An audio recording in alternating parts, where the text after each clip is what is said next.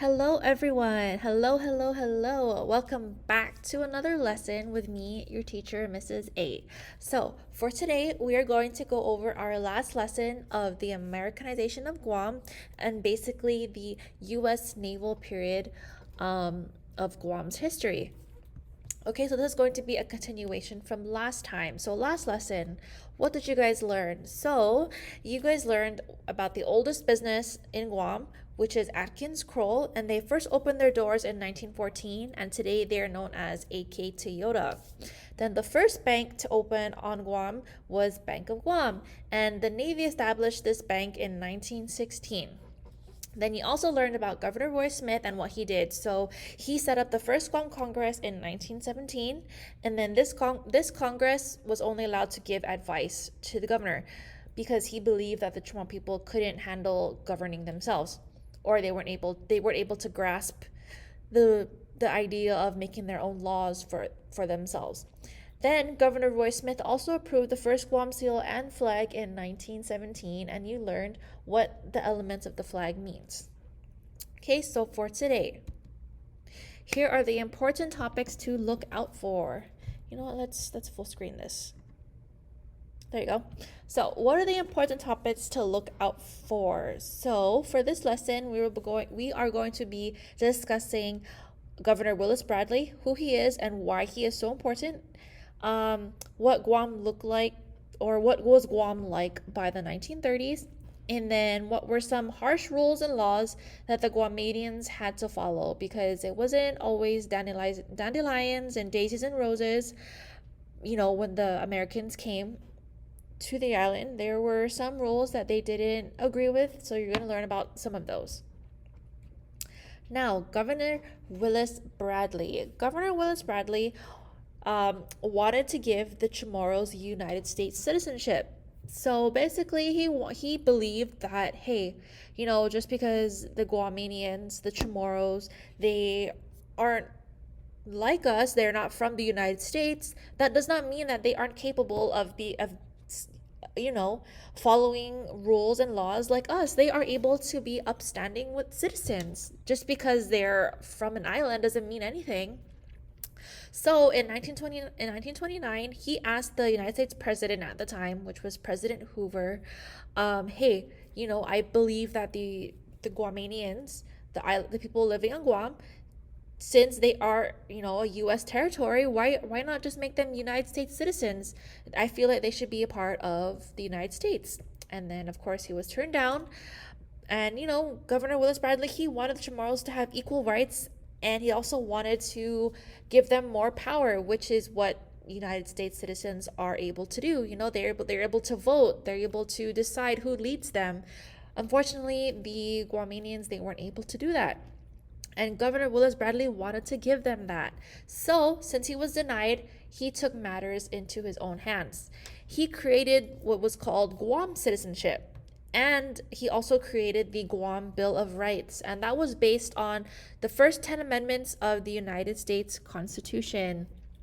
So, your first 10 amendments, like freedom of speech, the right to bear arms, the right to protect yourself, the right to have a trial if you get in trouble. You're not just automatically guilty. You have the right to go through a trial. He created these rights for the citizens of Guam.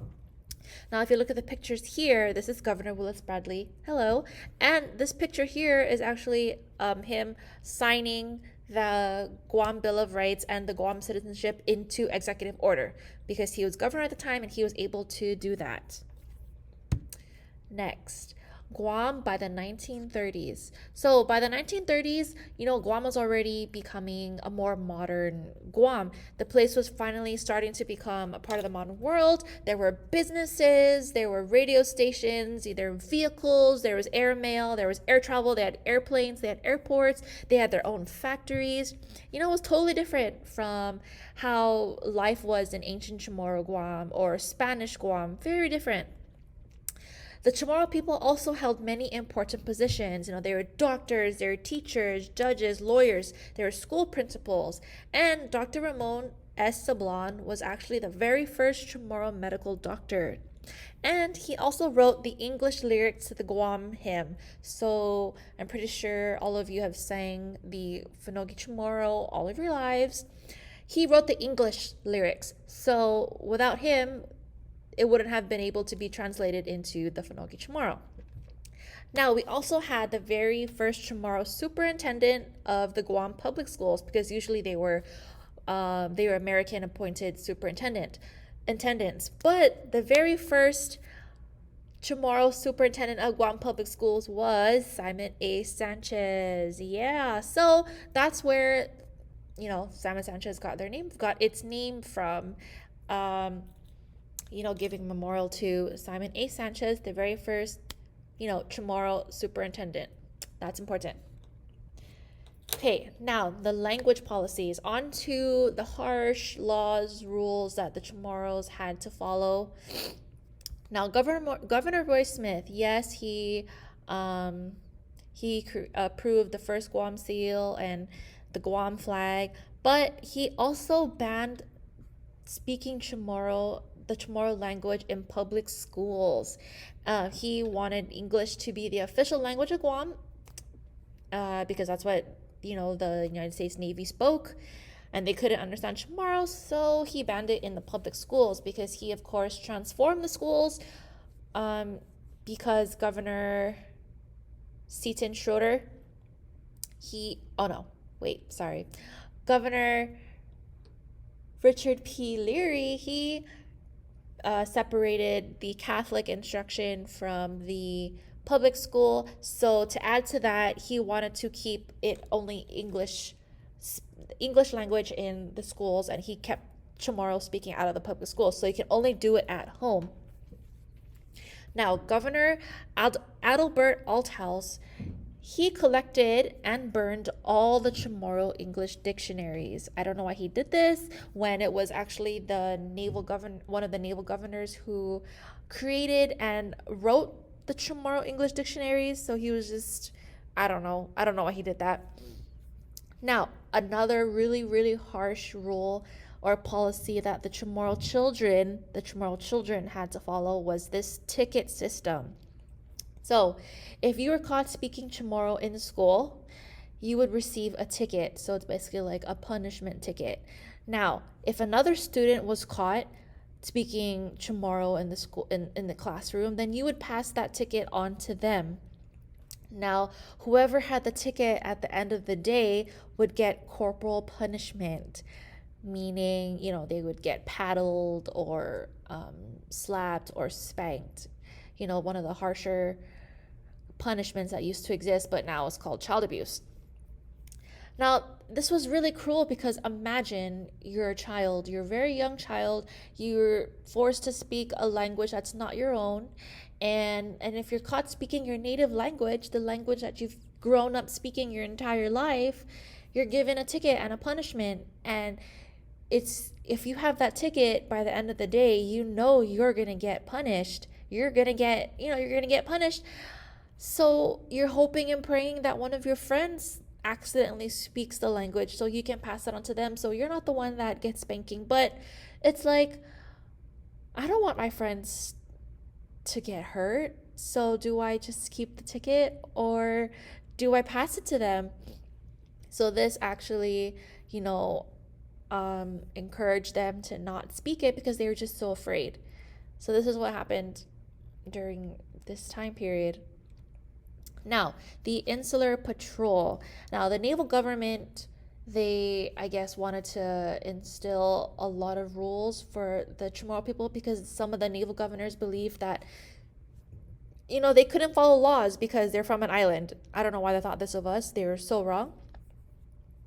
The naval government created the Insular Patrol to enforce the rules around the island. Now, these weren't just rules. They were like the ridiculous rules. And these men who were part of the Insular Patrol, their literal job was to get the Chamorros and people. They were the eyes and ears for the naval governors. Now, here are some of the ridiculous laws or rules that they had to follow.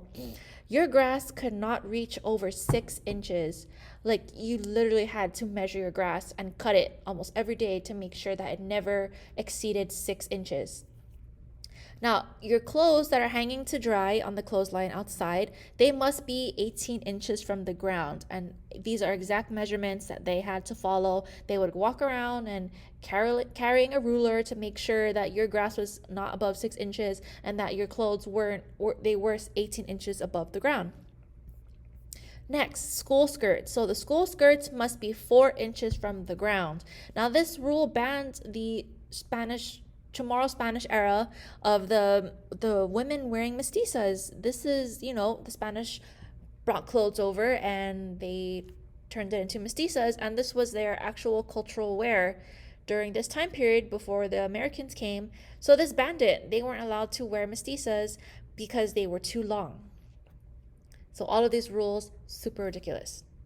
Okay, now the next few slides are just some pictures of this time period. So the Maria Schroeder Hospital, the very first hospital to be built by Seton Schroeder. And then the Chamorro nurses, of course, remember the nursing program that Seton Schroeder created for the Chamorro women to learn how to be nurses and midwives. Then here is the Dolce Nombre de Maria, the very first church to be built in the Marianas. Of course, it didn't always look like that, but as time went on and the United States brought more materials, they were able to refurbish it. So this is the Dolce Nombre de Maria Hospital and the Naval Hospital in the background. And then we have the very first Chamorro medical doctor, Dr. Sablan, doing his thing, being the doctor. And then you have here the Chamorro children at school.